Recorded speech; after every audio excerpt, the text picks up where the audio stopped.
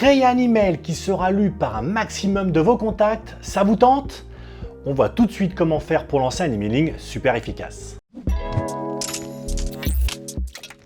Bonjour les amis, je suis Frédéric Epler de Facilogy et pour commencer, je vais vous poser la question à 1000 €. L'email a-t-il encore un sens à l'époque de Twitter, d'Instagram et de TikTok? Quand on a toutes ces applications hyper innovantes entre les mains, on a tendance à croire que les emails, c'est has-been.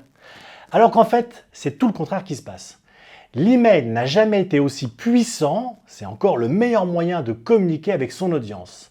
Fin 2019, on comptait plus de 6 milliards d'adresses électroniques actives dans le monde, c'est juste énorme. Les emails sont consultés tout le temps, dans toutes les situations, depuis votre ordinateur, smartphone, tablette, depuis votre canapé, au travail ou dans le métro. C'est aussi le canal le plus professionnel qu'on puisse trouver. Des preuves de ça, vous en avez tous les jours. Si la banque vous écrit par exemple, elle n'envoie pas de message WhatsApp, mais un email. Quand vous créez un compte sur n'importe quel site web, on vous demande de confirmer en cliquant sur un lien dans un email de vérification. Des exemples de ce type, il y en a 1000, comme si les communications par email faisaient un peu plus sérieux. Mais il y a encore d'autres raisons de développer votre mailing list plutôt que de chercher à multiplier les followers ou les abonnés sur les réseaux. Par exemple, le fait que l'email a une meilleure portée de publication sociale, pour une raison très simple, tout le monde ou presque a une adresse électronique, voire plusieurs, y compris les technophobes qui n'ont pas de compte Facebook ou Instagram. On peut donc potentiellement toucher beaucoup plus de monde avec un email qu'avec un post Facebook ou une story. En plus, ce qu'il faut savoir, c'est que la portée de vos publications sur les réseaux dépend d'un algorithme qui décide de les afficher ou pas sur le fil d'actualité des utilisateurs. Et cet algorithme, vous ne le contrôlez pas. Alors que les messageries électroniques, elles n'ont qu'un tout petit algorithme qui ne fait qu'une seule chose, c'est de filtrer les spams. Allez, un autre avantage majeur de l'email, c'est un canal de communication qui vous appartient en propre, comme votre site web ou votre blog. Rappelez-vous ce qu'on disait à propos des portails d'annonces et des réseaux sociaux dans une précédente vidéo. Ces supports ne sont pas à vous et vous ne les maîtrisez pas. Se faire supprimer une publication ou même son compte réseau, c'est malheureusement assez courant, alors que votre mailing list, elle, personne ne peut vous la retirer. Ce qui nous amène au point suivant, sans doute le plus important, les contacts qui font partie de votre mailing list sont beaucoup plus qualifiés qu'un follower ou un abonné quelconque. Ils constituent par définition du trafic chaud, voire bouillant, donc des gens qui vous connaissent et qui ont donné leur accord pour être recontactés. En somme, envoyer un email à 100 personnes, c'est bien plus efficace qu'envoyer le même message à 1000 contacts de votre communauté sur les réseaux sociaux. Attention, je ne parle pas d'envoyer des emails à froid. Non seulement, ça n'est pas du tout efficace, et puis de toute façon, officiellement, vous n'avez pas le droit de le faire. On ne peut plus contacter directement des prospects par email depuis le règlement européen sur la protection des données, qu'on appelle le RGPD, tout simplement parce que on n'a pas le droit de collecter leurs données sans leur consentement. Or, si vous envoyez un email à une personne qui ne vous connaît pas, ça veut dire que son adresse électronique est légalement inutilisable parce qu'elle ne vous a pas donné l'autorisation de le faire ou elle ne vous l'a pas confié. Et de toute façon, cette personne n'est pas un contact qualifié. Non, dans cette vidéo, je vous parle des emails envoyés aux contacts qui font partie de votre mailing list. Il peut s'agir d'une newsletter qu'on envoie à toute sa liste de contacts, à une fréquence prédéfinie, d'un email personnalisé transmis à un prospect particulier pour célébrer un anniversaire ou un heureux événement, ou encore d'un message transactionnel comme par exemple un email de bienvenue quand un prospect s'inscrit à votre liste, ou encore une séquence email avec une série de messages envoyés à intervalles réguliers. Allez, maintenant on va voir ensemble comment faire un email et en plus qui convertit. Première chose, il faut toujours soigner le contenu de votre mailing. La qualité du message sera toujours plus importante que la fréquence d'envoi. Ça veut dire qu'il vaut mieux communiquer avec vos prospects une fois par semaine ou par mois, mais leur transmettre un contenu qui les intéresse. Gardez à l'esprit que vos contacts sont bombardés d'emails toute la journée, qu'ils doivent forcément choisir ce qu'ils vont lire ou non. Donc évitez de les spammer comme des malades avec 10 envois par jour, vous risquez tout simplement de les braquer. Ce qui va faire toute la différence entre vos mailings et ceux des autres, c'est la valeur ajoutée que vous apportez. Et en termes de valeur, ce qui marche, c'est le contenu informationnel. Vous ne devez pas utiliser vos emailing à des fins exclusivement promotionnelles. Et si c'est vraiment votre besoin, essayez de mixer votre message avec des informations qui vont intéresser directement vos lecteurs. Pour ça, mettez-vous toujours à la place de vos prospects. Qu'est-ce que vous aimeriez lire comme contenu? De quel type d'informations auriez-vous besoin? La teneur du message dépend aussi du type de mailing immobilier. Par exemple, une newsletter, c'est vraiment, pour moi en tout cas, fait pour partager des connaissances et mettre en avant une actualité ou alors annoncer la publication d'un contenu. Ce qui veut dire aussi qu'il faut bien cibler vos destinataires justement pour leur communiquer les infos pertinentes. Et oui, rien ne vous oblige à faire le même email pour la totalité de votre liste de contacts. Après tout, vous n'allez pas donner les mêmes informations aux vendeurs qu'aux acheteurs ou aux bailleurs. Si vous diffusez une actualité qui concerne votre enseigne ou que vous faites un point sur le marché, là pour le coup ça peut intéresser tout le monde. Mais certains contenus s'adressent plus spécifiquement à certains contacts. Par exemple, si vous venez de publier un guide complet pour rédiger l'annonce de vente parfaite, vous allez l'adresser plutôt aux prospects vendeurs. Et pour ça, on utilise un logiciel de marketing et on segmente ces audiences avec ce qu'on appelle des tags, de façon à pouvoir sélectionner précisément les contacts auxquels on veut envoyer un email. En plus, le fait de cibler vos destinataires va augmenter les performances de votre email.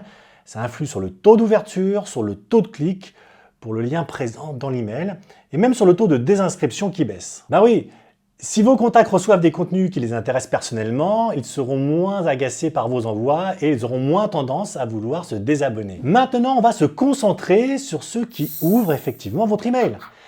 Ils lisent le message, ils sont plus ou moins contents de ce qu'ils ont appris, puis après, ils vont justement fermer leur messagerie et reprendre leur activité. Si c'est ce qui se passe, alors vous aurez perdu votre temps. Enfin, ça vous fait gagner un peu de notoriété, ça joue positivement sur votre image de marque, tout ça. Mais globalement, vous avez laissé passer pour moi votre chance. Savoir un contact qui reçoit votre email, qui l'ouvre et qui le lit, c'est une opportunité de conversion. Il faut donc tout faire pour que cette personne interagisse avec votre enseigne. Et pour ça, il faut l'inciter à réaliser une action. Mais quelle action? L'action de vous abonner à la chaîne et d'activer la cloche. D'ailleurs, j'en profite pour vous rappeler que les abonnements sont notre unique levier pour savoir si cette chaîne vous plaît. Alors abonnez-vous et activez la petite cloche. Oui, celle qui correspond à vos besoins marketing. Tout dépend bien entendu du degré de maturité du prospect. On n'attend pas la même chose d'un contact vague qui n'a aucun projet en vue, d'un vendeur sur le starting block prêt à se lancer sur le marché. Mais quelle que soit l'action que vous demandez à vos destinataires de réaliser, il faut prévoir dans chaque email un levier d'incitation. Et donc insérer à chaque fois ce qu'on appelle un appel à l'action. Ça peut être, cliquez sur ce lien, aller lire cet article, abonnez-vous à la newsletter, etc. Vous allez en tirer deux avantages. D'abord, le destinataire est susceptible de réaliser l'action voulue et celle-ci peut vous permettre de glaner des informations supplémentaires ou de faire avancer le contact dans le tunnel de conversion. Ensuite, il y a un bénéfice moins évident. En plaçant un CTA ou un lien cliquable dans chaque email, vous donnez à votre contact l'habitude d'interagir avec votre contenu. Vous faites en sorte qu'il s'habitue à être actif plutôt que passif en vous lisant. Le simple fait de cliquer sur un lien pour aller, lire un article sur votre blog, va donner des informations importantes sur ce prospect. Par exemple, vous saurez qu'il a cliqué sur tel contenu, mais pas sur tel autre, et qu'il est plutôt intéressé par des sujets qui correspondent au contenu qu'il a été voir, etc. Si vous voulez, l'idée c'est de concevoir chacun de vos emails comme un tremplin que vos contacts peuvent utiliser pour s'envoler et pour venir bien sûr jusqu'à vous.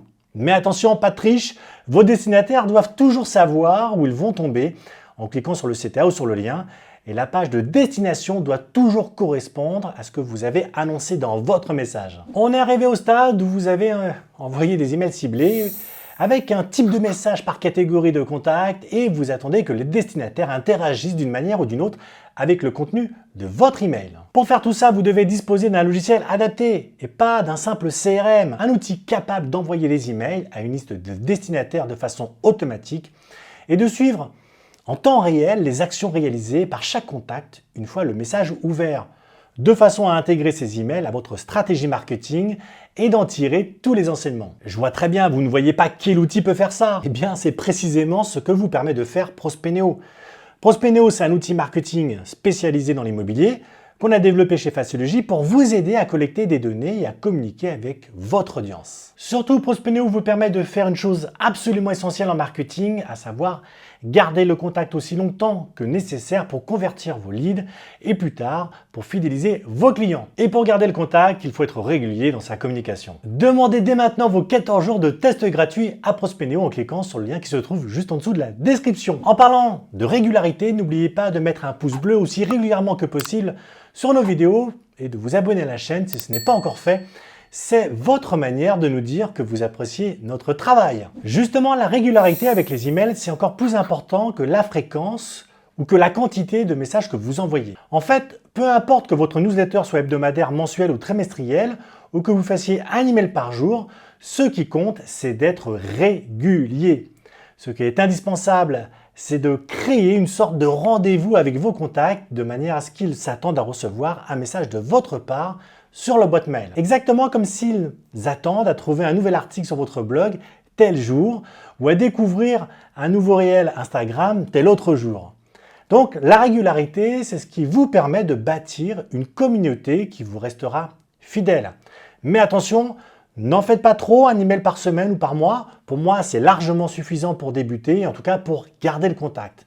Donc, ne noyez pas vos prospects sous des tonnes de messages. C'est la fin de cette vidéo. Vous avez maintenant désormais toutes les cartes en main pour faire de votre emailing une arme de communication massive. Alors, utilisez cette arme à bon escient et faites exploser votre business. Merci de m'avoir suivi. N'oubliez pas de liker et de vous abonner à la chaîne. Allez, c'était Frédéric avec Facilogie. Je vous dis à bientôt les amis.